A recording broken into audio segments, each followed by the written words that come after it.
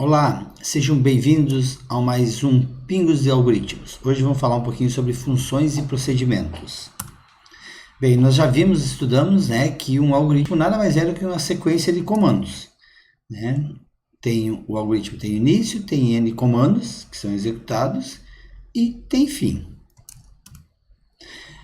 E aí vem uma definição e uma estrutura de programação bem interessante de se utilizar para, mantendo a sequência de execução dos algoritmos, você consiga fazer desvios, mas não os desvios condicionais que nós já vimos no if e no else.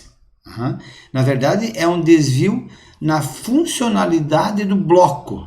Você tem um bloco chamado programa principal, ou main, depende da linguagem, E você desvia, ou seja, coloca a execução num outro bloco de comandos, numa outra estrutura, pode ser inclusive estar dentro de um outro arquivo. E essa chamada, esse bloco de comandos executa determinada funcionalidade e devolve para o programa que chamou, ou para o programa principal. Então, uma função, antes de mais nada, eu preciso organizar ela no meu código-fonte, escrever ela no meu código-fonte. E eu tenho algumas opções. Uma delas, eu posso escrever uma função dentro do mesmo arquivo, dentro do mesmo código do meu arquivo principal ou do meu algoritmo principal. Ou eu posso escrever também essa função num arquivo separado e inserir, importar, como nós já utilizamos outras vezes em outras bibliotecas, importando esse arquivo para dentro do meu programa principal. Bem, independente se eu coloco junto ao meu algoritmo principal ou num arquivo separado, uma função ela é escrita com essa estrutura que a gente vê na tela, ou seja, ela começa com a palavrinha def, o nome, entre parênteses, os parâmetros, ou também chamado de atributos ou variáveis que são passadas para a função, o bloco de comandos e o retorno, ou seja, o resultado da função que vai retornar para o programa principal. Bom, então, qual é a função desse bloco, desse pedaço de algoritmo? É executar determinado procedimento que não será executado no algoritmo principal. E muitas vezes, para executar esse procedimento, essa função precisa receber parâmetros, receber valores. Então, um exemplo assim bem simples que a gente até pode ver na tela aqui, um algoritmo que a parte principal está lá embaixo, começa quadrado e dobro do número, está comentado, e aí ele solicita a entrada de um número, num. E o algoritmo tem que mostrar na tela o quadrado e o dobro desse número. Então, como é que foi feito? Foi escrita uma função chamada funcDobro, notem que ela está aqui à esquerda da tela, no topo, e ela vai receber o número que foi digitado. Ela vai calcular o dobro, var igual a num vezes 2, e devolver o retorno. Então, na linha do meu algoritmo principal, lá diz quadrado igual func quadrado num. Então, no momento que ele encontra o nome da função, func quadrado, ele vai lá e executa essa função, levando junto o valor que está entre parênteses, que é o num. Então, nós vamos ver em seguida essa questão de levar junto o valor ou levar o objeto variável, Logo abaixo, dobro igual a func dobro num. Então, nós temos uma outra função que calcula o dobro. Num vezes num, return var. Var é uma variável interna da função. E na linha do meu algoritmo principal, então, as variáveis quadrado e dobro vão ter atribuídos a ela os valores que retornam da função. E aí, manda escrever na tela o quadrado e o dobro. Então, note aqui nesse retângulo do meio, o algoritmo principal, como ele envia parâmetros ou atributos ou valores para a minha func dobro e para a minha func quadrado. E a setinha azul é o retorno, é o valor que retorna dessas funções. Aqui uma diferença, uma leve diferença, mas importante diferença entre função e procedimento. O procedimento ele executa tudo o que tem que executar e não retorna valores. Então nota ali à esquerda a minha função func dobro e a func quadrado mudou um pouquinho. Ela não tem um return, né, num valor. Tá? Ela tem um print e ela escreve na tela o que o algoritmo principal na tela anterior fazia. Então a setinha azul mostra que não há retorno de valor. Ela recebe o valor, calcula, mostra e fim. Bem, aqui tem uma definição também bem importante, é bem interessante. Quando eu faço uma passagem por cópia e quando eu faço uma passagem por referência, o que é passagem? Aqui na tela, vocês lembram, tá, que nós temos a passagem de parâmetros. Então, aquela setinha vermelha mostra os valores que o meu algoritmo principal está passando para as funções. Tá? E quando eu falo de passagem por cópia, é quando eu mando o valor, eu mando o conteúdo de uma variável. Tá? Naturalmente, no nosso exemplo aqui, né, o func quadrado e o func dobro estão mandando por cópia, ou seja, quando eu chamo uma função, né, eu estou passando o valor da variável num para as funções. Ela recebe um valor, no caso aqui um número. Tá?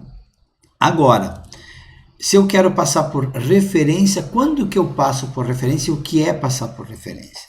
Então, a passagem por referência não vai o valor, vai a própria variável, né? Vai a própria estrutura, o objeto. E quais são esses objetos e quando isso acontece? Tratando-se do Python, mas outras linguagens fazem isso também. Quando eu estou passando um inteiro, um booleano, um caractere, um float, vai a cópia, ou seja, vai o valor que eu estou passando e retorna um valor. Por referência, na verdade, quando eu mando um array ou uma listas, né, mais comum aqui nos nossos algoritmos do Python, mando uma lista, a própria lista vai para a função. Então isso é bem diferente. Por quê? Porque quando eu mando um valor por cópia, se a variável alterar esse valor lá se a função alterar o valor da variável na própria função, não está alterando o valor dessa variável no algoritmo principal, porque eu mandei uma cópia. Agora, por referência, se eu mando uma lista e existe uma alteração da lista lá na função, essa lista no meu algoritmo principal também vai ser alterada, vai sofrer essas alterações. Por quê? Porque eu mandei o próprio objeto e não mandei uma cópia. Isso é muito importante e é bom praticar bastante essa questão aí, porque você pode mandar uma lista, sabendo que ela, se for, né, alterada, ela é alterada na função e retorna alterada, ela retorna com as alterações valendo. Bem, parâmetros. Então, existem duas formas de eu passar parâmetros para uma função. Uma das formas, até ali à direita, diz deposição. O que significa? Nota que no exemplo ali, a minha func quadrado, a função tem num. Está escrito num, significa vai receber um valor. E a chamada, logo abaixo ali tem a chamada, né? Func quadrado 6, retorna 36. Por quê? Porque a func quadrado multiplica número vezes número. Olha na última linha, func quadrado, e não está passando parâmetro nenhum, não tem valor, os parênteses estão vazios. Vai dar um erro de falta de parâmetro de função proposicional, ou seja, de posição, posicional, de posição. Então, dá esse tipo de erro na tela do Python, no caso, né? Se eu não passar um parâmetro que está sendo esperado na função. Agora, olha à esquerda ali, opcionais. O que significa? Que se eu não passar um parâmetro, a minha função já usa um parâmetro padrão, um default. No exemplo ali, func quadrado. Se eu não passar nenhum parâmetro, por definição, num será igual a 5. Então, nos exemplos ali, eu estou passando func quadrado 6, continua retornando 36, porque eu estou passando um valor.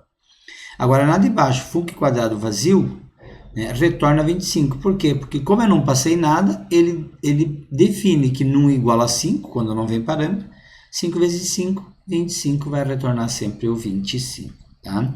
Isso é muito importante e muito interessante quando se usa em programação. Por exemplo, se você está executando determinado algoritmo e passa um valor para uma função. E esse valor nem sempre ele vai acontecer por determinada situação. A tua função já sabe, porque ela está preparada para isso, que se não vem esse valor aqui, né, por padrão, ele vai ser definido para aquela variável, aquele valor que está na chamada da função ali.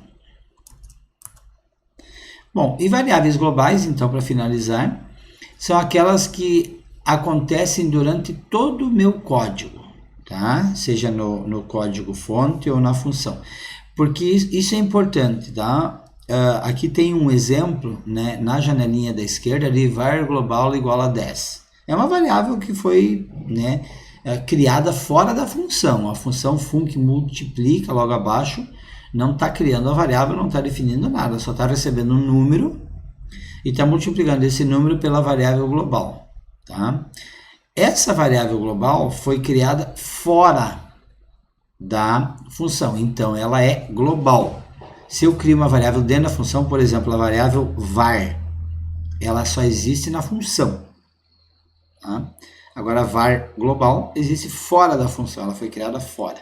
Só que tem um pequeno detalhe, e isso é importante. Notem que os dois exemplos da tela mostram a variável global, var global, igual a 10 sendo criada. Só que no exemplo da esquerda, ela está sendo utilizada ali dentro da função.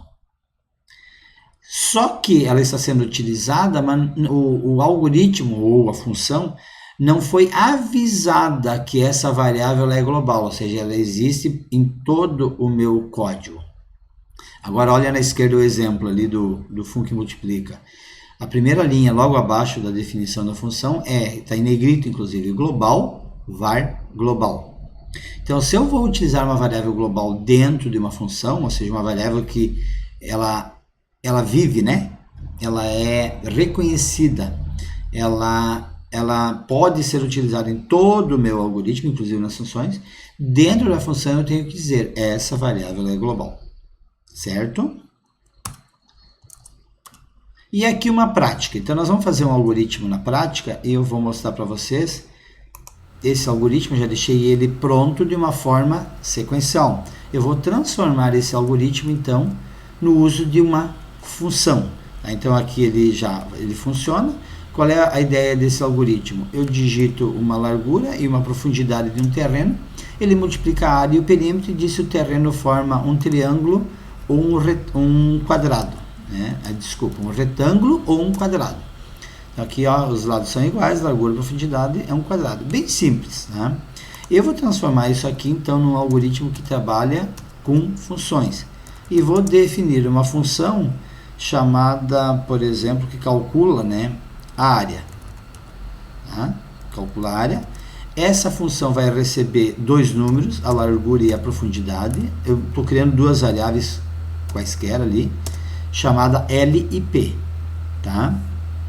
Bem, e aí o que eu vou fazer aqui dentro? Eu vou receber e vou calcular a área igual a L vezes P, return área. Tá?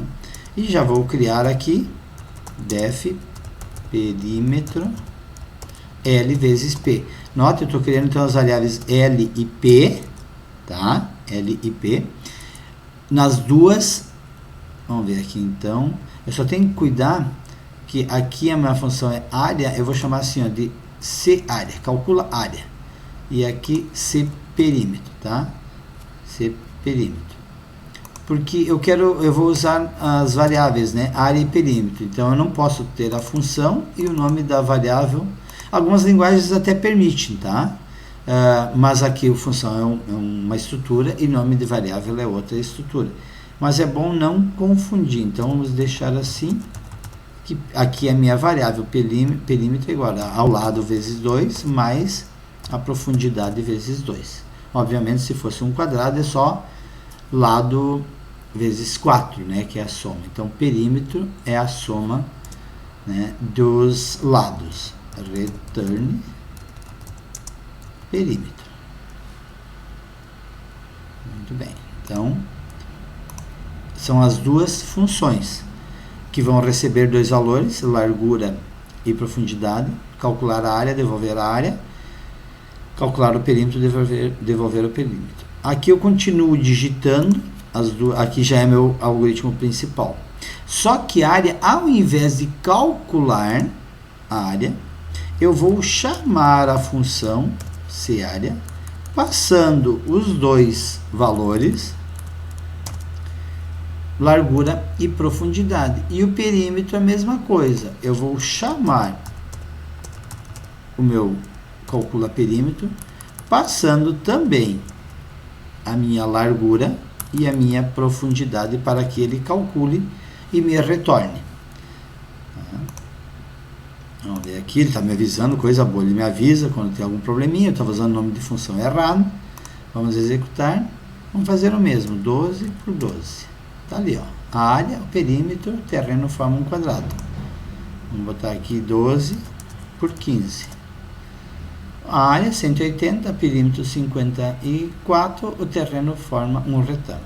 Então a diferença ou daquele convencional, do algoritmo convencional que estava antes, é isso. Na hora que eu vou utilizar uma função, eu chamo ela e passo os valores. Note, larg e prof são as minhas variáveis aqui, ó, no algoritmo principal. Aqui é meu algoritmo principal.